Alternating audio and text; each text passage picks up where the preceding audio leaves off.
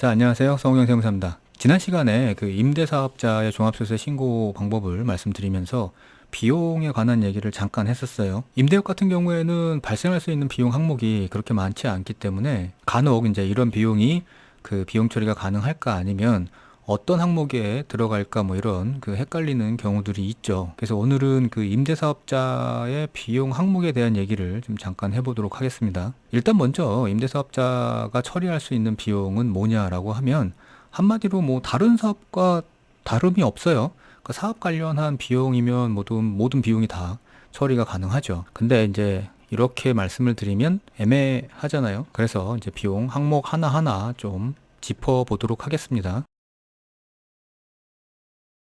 요게 뭔지 아시죠? 요거 이제 간편장부 카페에 올려드린 간편장부인데 요 간편장부를 보시면 이런 그 계정 과목 해가지고 비용 항목들이 나와요. 요 비용 항목이 우리가 보통 홈택스에서 간편장부 신고할 때 있는 그 일반 관리비 항목하고 동일한 그 항목들로 돼 있거든요. 그래서 요 항목들을 기준으로 해가지고 하나하나 좀 살펴보도록 할게요. 어떤 비용들이 있는지. 첫 번째 이제 급료라는 게 있어요. 이 급료는 인건비를 얘기하는데 인건비 중에서도 직원에 대한 피사용인에 대한 급여를 얘기하는 거겠죠. 저는 이제 건물 임대하고 있는 건물 이런 게 없지만 보통 상가 뭐 한두 개 이 정도 임대업 하시는 분들 같은 경우에는 인건비 발생할 게 거의 없어요. 직원이 있는 경우가 드물잖아요. 그러니까 여기에 들어가는 비용들은 좀 큰 건물, 그래서 그 큰 건물에 보시면은 지하나 꼭대기에 관리사무소가 있고 그 관리사무소도 일종의 사업자가 운영하는 경우들이 있거든요.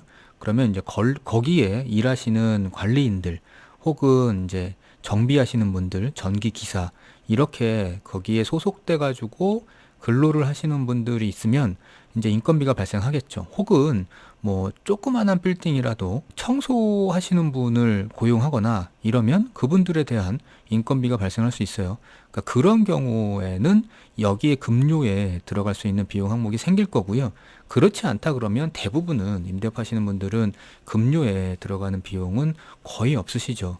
그리고 만약에 여기에 들어가는 비용이 급여가 있다 그러면 그냥 내가 줬기 때문에 여기에 기록을 하는 게 아니라 근거가 있어야 되는데 뭐 카드 영수증이나 세금계산서나 이런 것들이 없잖아요. 그럼 여기에 들어가는 급료의 근거는 원천세 신고한 내역이에요. 그래서 여기에 인건비에 들어가려고 하면 그 대가를 지급할 때 급여나 이런 것들을 지급할 때 원천세 신고를 하셨어야 되고 그리고 1년에 한 번 제출하는 지급 명세서도 제출이 반드시 돼 있었어야 여기에 급료 항목에 그 인건비를 넣을 수 있습니다. 자, 그 다음에 제세공과금이라는 항목이 있는데요. 여기는 이제 세금하고 공과금 뭐 이런 것들을 입력하는 란이에요. 근데 이제 임대사업 같은 경우에는 여기에 들어갈 수 있는 게 보통 이제 재산세나 종부세 같은 세금을 냈을 때 그런 항목들이 보통은 여기에 들어가고요. 대신에 세금이라 그래서 그 부가치세나 우리 신고하는 종합소득세 뭐 법인세나 원천세나 요런 것들은 여기에 들어가는 게 아닙니다. 이건 비용 자체가 아니에요. 그러니까 이거는 이제 비용을 들어가고 나중에 산출한 거기 때문에 이게 다시 비용으로 들어가 버리면 그 엑셀의 순환 참조 이런 것처럼 생겨 버립니다. 그래서 이거는 비용이 아니니까 넣으시면 안 되고요. 그 다음에 또 하나 그 본인이 거주하는 그 집에 나온 재산세나 종부세 이런 것들도 여기에 넣으시면 안 돼요. 그러니까 이 외에도 그 내 건물로 인해서 그 도로 사용료나 교통유발 부담금 등을 내가 부담하는 경우가 있거든요. 그러니까 그런 경우에는 요것도 역시 공과금으로 들어가면 됩니다. 참고로 취득세를 간혹 물어보시는 경우가 있어요. 그러니까 이 임대 건물을 구입할 때 낸 취득세는 어떻게 비용 처리를 하냐 이러는데 취득세 같은 경우에는 여기에 바로 비용 처리를 하는 게 아니라 취득 단계에 들어간 비용이기 때문에 이 취득세는 건물 가액에다가 합해가지고 그 전체 금액을 감가상각비라는 비용으로 이제 비용 처리를 하게 되죠. 그 다음에 항목이 임차료인데요. 임차료 같은 경우에는 보통 사업소들 같은 경우에는 사업장의 임차료를 많이들 얘기하죠. 월세를 얼마씩 내고 있으면 그게 임차료가 되는데 우리는 지금 월세를 받고 있잖아요. 그러면 임차료 발생할 게 뭐 별로 없죠. 그 다음에 이제 많이들 그 나오는 항목 중에 하나인데 지급이자예요. 그러니까 임대 건물의 취득을 위해서 들어간 대출을 말씀드리는 겁니다. 이거는 이제 입증은 이자 지급 내역서로 한다고 지난 시간에 한번 말씀드렸고요. 참고로 요 지급이자를 임대사업 같은 경우에 생각하실 때는 특히 공동사업자 있어요. 공동명의여가지고 공동사업으로 이 임대사업을 하시는 분들은 이 대출에 대한 지급이자를 비용 처리할 때는 한번 검토를 좀 해보셔야 돼요. 그러니까 공동사업자 같은 경우에는 그 한쪽에서 대출을 이 임대 물건을 취득하기 위한 대출로 보지 않고 이 임대 사업을 공동으로 사업하기 위해서 출자한 출자금으로 보는 경우들이 있으니까 이렇게 되면 이제 대출 이자에 대해서 비용으로 넣을 수가 없거든요. 따라서 공동사업자분들은 이 지급 이자를 비용으로 생각하실 때 한번 검색해 보세요. 공동사업자의 그 지급 이자 같은 경우. 그러면 그러한 내용들이 나오는 것들이 있으니까 그 부분에 대해서는 지금 이 시간에 말씀드리기엔 너무 길고요.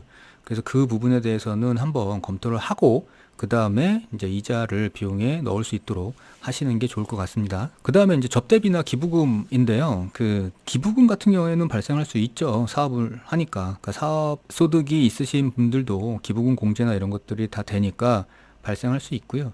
근데 이제 기부금 같은 경우에는 사업자들은 여기에 필요 경비에 넣든지 아니면 뒤에 보면 기부금 세액공제 나오잖아요. 그러니까 거기에 넣든지 선택을 하셔야 됩니다. 접대비를 발생을 전혀 안 하지는 않아요. 임대사업도. 근데 이제 대부분 임대사업을 하면서 접대비 할 일이 뭐가 있냐라는 생각이 기본적인 상식이다 보니 접대비가 임대사업에서 나오는 건 조금 이상하긴 하죠. 근데 실제로 사업과 관련 있다 그러면 접대비도 발생할 수 있습니다. 뭐 예를 들어서 내 상가가 위치하고 있는 건물에 건물관리사무소 소장과 뭔가 상가 관련해서 얘기를 하기 위해서 식사를 했다. 그건 접대비죠. 뭐 이렇게 특수한 경우는 발생할 수 있으니까 그때그때 상황에 맞춰가지고 판단을 좀 해보시면 될 것 같고요. 그 다음에 이제 차량 유지비거든요. 이 차량 유지비는 실무적으로는 임대사업이 차량이 필요하다라고 생각하기가 어려워서 차량 유지비는 뭐 거의 없는 편이에요. 비용 항목 중에. 근데 뭐 예를 들어서 임대 사업을 하고 있는 건물에 내가 매일 출퇴근을 한다. 관리를 위해서. 그러면 뭐 출퇴근하는 것도 업무 용도로 보니까 차량 유지비가 그만큼은 발생할 수는 있는데 그 외적으로는 좀 힘들죠. 그래서 이 부분을 만약에 차량 유지비에 비용을 넣고자 하신다면 명확하게 업무와 관련 있다는 사실을 입증할 필요가 있어요. 그런 입증은 뭐 가장 우선시 되는 게 차량 운행 일지죠.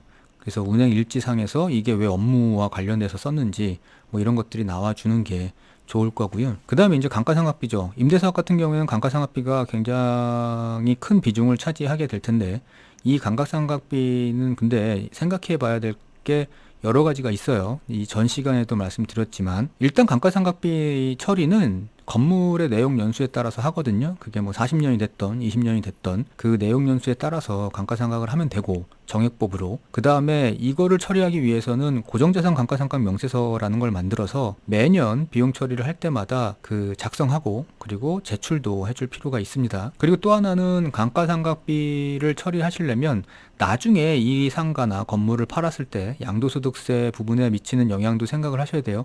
이 부분에 대한 영향은 지난 임대사업자 종합소득세 신고 때 잠깐 말씀드렸습니다. 그 영상 참고하시면 되고요. 그 다음 나오는 게 지급수수료죠. 지급수수료 대부분은 중개수수료 많이 발생하세요. 임대사업자분들은.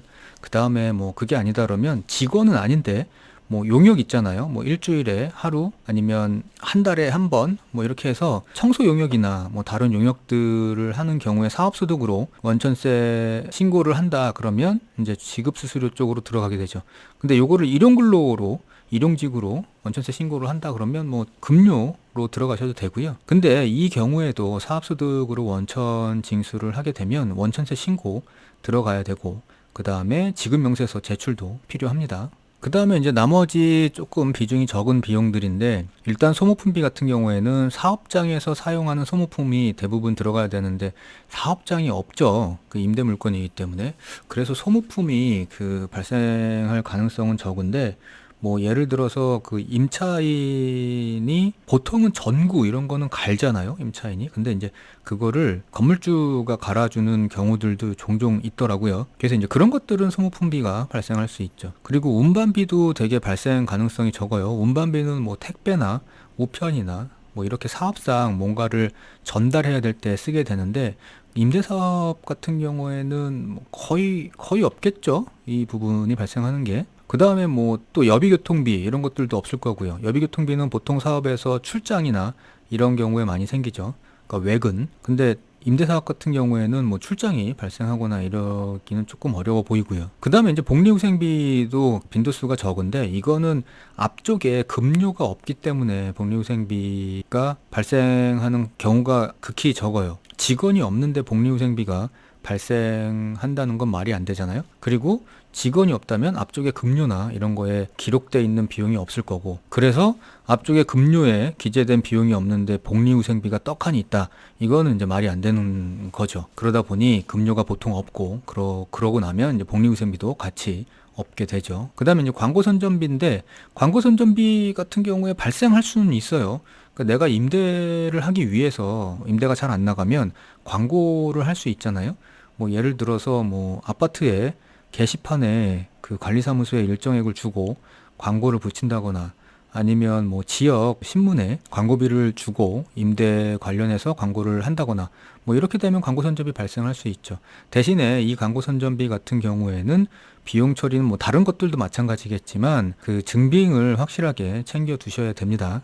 세금계산서가 됐던 신용카드 영수증이 됐던, 자 이렇게 해가지고 다른 사업소득보다 임대 사업을 하시는 분들이 종합소득세 신고할 때 그 주로 이제 간편장부죠. 장부를 작성할 때 비용에 어떤 것들이 들어가는지를 좀 헷갈려 하셔가지고 그 임대사업 하시는 분들 위주로 한번 말씀을 드려봤고요. 사실 뭐 사업자마다 굉장히 많은 다양한 상황들이 있기 때문에 이렇게 13가지 해가지고 말씀드리는 것만으로는 뭐 충분하지 않을 수 있어요. 그래서 댓글로 질문 주시면 제가 최대한 답변 드리도록 하겠습니다. 자, 감사합니다.